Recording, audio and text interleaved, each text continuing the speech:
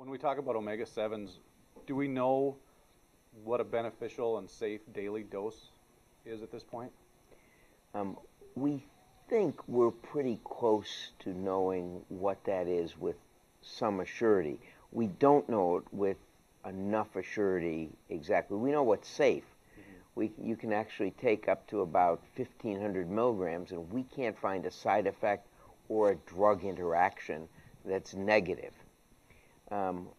We don't know what is the most effective dose yet. Is it 210 milligrams a day? Is it 420? We know that when we give more of it, you can get more of an effect. For the vast majority of people, it appears a dose someplace between 210 and 420 will be effective in lowering cholesterol, in lowering triglycerides, in decreasing C-reactive protein, that inflammatory marker, strongly. Is that the optimal dose when something doesn't have much side effect? We don't know what the optimal dose is yet.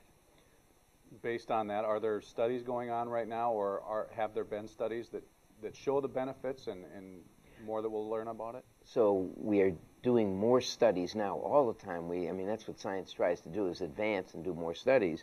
We know that for the vast majority of people, around 210 milligrams of the purified omega-7 has substantial and important benefits.